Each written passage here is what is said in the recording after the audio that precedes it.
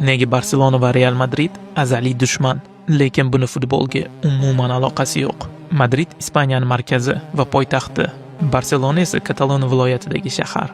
O'tgan asr 30-yillarida Ispaniyada fuqarolar urushi bo'ladi.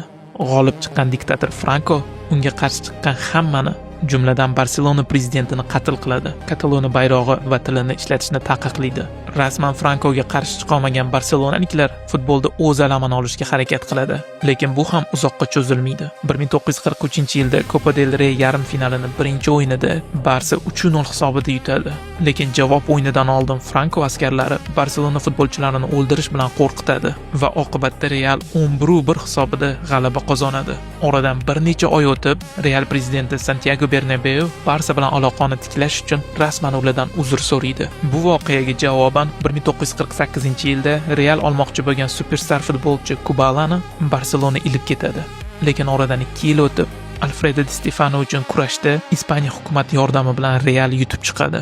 Keyinchalik u Real bilan 5ta Chempionlar Ligasini ketma-ket yutgan. 2000-yildagi Figo voqeasini hamma eslasa kerak. Realga o'tib ketganidan keyin Barsa muxlislari uni o'ldirish bilan ham qo'rqitishgan. Lekin tanganing orqa tomoni shundaki, Barsa shunchaki klub emas, u Kataloniya hokimiyati tomonidan mutlaq ta'minlangan va Ispaniya birligiga qarshi chiqadigan qo'zg'olon ramzidir. 2017-yilda Kataloniya mustaqillik uchun noqonuniy referendum o'tkazadi va Madrid hokimiyati uni bekor qilib, Kataloniya hukumatini tarqatib yuboradi.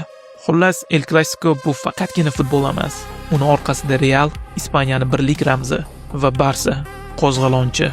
Siz qaysi tarafdasiz?